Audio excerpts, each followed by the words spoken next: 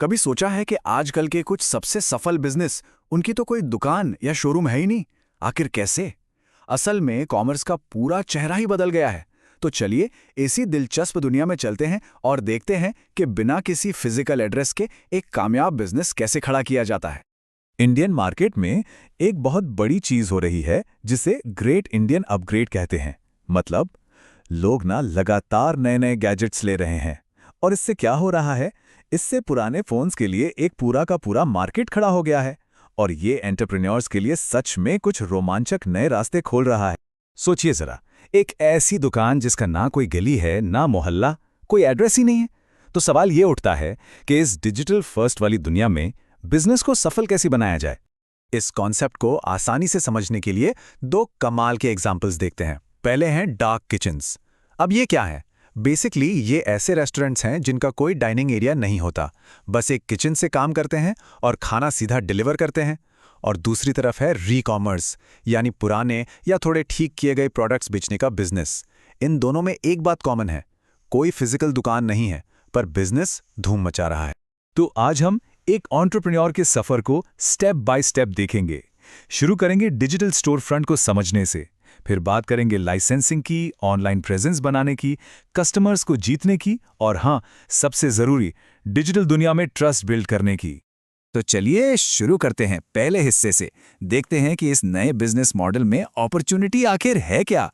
ये नंबर देखिए, 70%। पता है क्या है?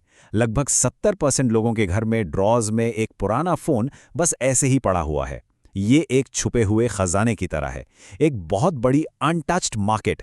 री-कॉमर्स बिजनेस के लिए तो ये एक गोल्डन अपॉर्चुनिटी है। और ये मौका सिर्फ फोन्स या इलेक्ट्रॉनिक्स तक ही सीमित नहीं है, बिल्कुल नहीं। फूड इंडस्ट्री में भी ऐसी ही एक रेवोल्यूशन चल रही है। डार्क किचन्स के लिए असली अपॉर्चुनिटी क्या है? जो ऑनलाइन फूड डिलीवरी मार्केट तेजी से बढ़ रहा है, उस पर कब्जा करना। ये सब फूड डिलीवरी एप्स और लोगों की बदलती आदतों की वजह से हो रहा है। ओके, तो अपॉर्चुनिटी तो समझ ली।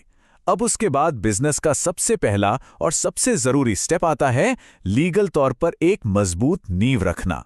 दोनों ही बिजनेस में लेजिटिमेसी बहुत इंपॉर्टेंट है। अगर फूड बिजनेस है तो FSSAI लाइसेंस के बिना तो काम चलेगा ही नहीं। ये कस्टमर्स की सेफ्टी और ट्रस्ट के लिए जरूरी है। और अगर मोबाइल बिजनेस है तो IMEI नंबर चेक करना बहुत जरूरी है। इससे ये पक्का हो जाता है कि सौदा ईमानदारी का है। तो ये IMEI नंबर चेक कैसे करें? चलिए इसका प्रोसेस स्टेप बाय स्टेप समझते हैं। बहुत आसान है। सबसे पहले CEIR वेबसाइट यानी CEIR.gov.in पर जाना है। वहां नो योर मोबाइल या KYM सेक्शन ढूंढना है। फिर अपना मोबाइल नंबर डालकर OTP से वेरीफाई करना है। इसके बाद उस सेकेंड हैंड फोन का 15 डिजिट का IMEI नंबर एंटर करना है और बस सबमिट करते ही फोन का पूरा स्टेटस सामने आ जाएगा कि वो वैलिड है, इनवैलिड है या फिर ब्लॉक किया गया है। तो ठीक है, लाइसेंसिंग हो गई। अब अगला पड़ाव अपना डिजिटल घर बनाना, मतलब एक स्ट्रॉन्ग ऑनलाइन प्रेजेंस तैयार करना। और ये कोड बिल्कुल पॉइंट पर है। जब आपका कोई फिजिकल स्टोर नहीं है तो आपकी ऑनलाइन प्रेजेंस ही सब कुछ है। वही आपका स्टोर फ्रंट है, वही आपका ब्रांड एम्बेसडर। यहीं पर कस्टमर्स आपको ढूंढते हैं, आपके बारे में जानते हैं और आपसे कनेक्ट करते हैं। आपकी वेबसाइट को समझिए आपके बिजनेस का डिजिटल दिल। तो उसे अट्रैक्टिव बनाना जरूरी है।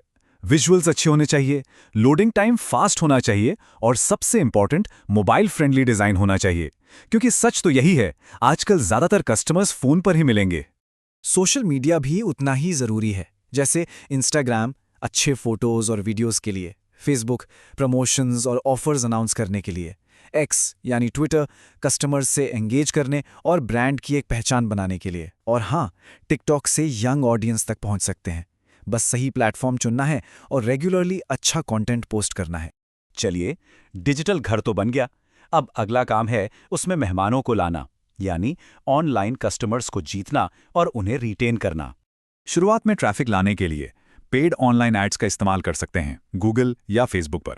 और इसकी सबसे अच्छी बात, पैसे तभी देने होते हैं जब कोई इंटरेस्टेड कस्टमर आपके ऐड पर क्लिक करता है। और ईमेल मार्केटिंग को बिल्कुल भी अंडर एस्टिमेट मत कीजिए। सही तरीके से की गई ईमेल मार्केटिंग 360% तक का रिटर्न दे सकती है। सोच सकते हैं, ये कस्टमर्स के साथ लॉन्ग टर्म रिलेशनशिप बनाने के लिए एक बहुत पावरफुल टूल है। अपने सबसे अच्छे कस्टमर्स को, अपने हैप्पी कस्टमर्स को एनकरेज करें कि वो गूगल, फेसबुक या दूसरे सोशल चैनल्स पर रिव्यूज छोड़ें। ये पॉजिटिव रेफरल्स का काम करते हैं और नए कस्टमर्स को अट्रैक्ट करते हैं। तो अब हम आते हैं अपने आखिरी और शायद सबसे जरूरी हिस्से पर, ट्रस्ट और रेपुटेशन बिल्ड करना। क्योंकि जब कोई फिजिकल दुकान नहीं होती ना, तो आपकी रेपुटेशन ही आपकी करेंसी बन जाती है। ये लाइन बिल्कुल आत्मा है इस पूरे कॉन्सेप्ट की। Reviews are the way to go. Online reviews सीधे सीधे कस्टमर की आवाज हैं और नए कस्टमर के लिए ये ट्रस्ट का सबसे बड़ा सिग्नल होता है। हमेशा रिव्यूज का जवाब दें, खास तौर पर नेगेटिव रिव्यूज का। इससे पता चलता है कि आपको फर्क पड़ता है, आप केयर करते हैं और इससे आपको चीजों को और बेहतर करने का मौका भी मिलता है। याद रखिए, एक नेगेटिव रिव्यू पर दिया गया अच्छा सा जवाब एक नाखुश कस्टमर को आपका लॉयल फैन बना सकता है। और ट्रस्ट आता है ट्रांसपेरेंसी से। मोबाइल री-कॉमर्स की बात करें तो ये ट्रांसपेरेंसी शुरू होती है IMEI नंबर से। ये जो 15 डिजिट का यूनिक कोड है ना, ये हर फोन की पहचान है। यही पक्का करता है कि डील बिल्कुल साफ सुथरी और लीगल है।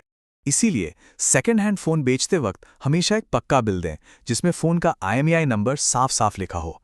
ये सिर्फ एक कागज नहीं है, ये आपके कस्टमर के लिए एक लीगल प्रूफ है, एक तरह से मन की शांति है।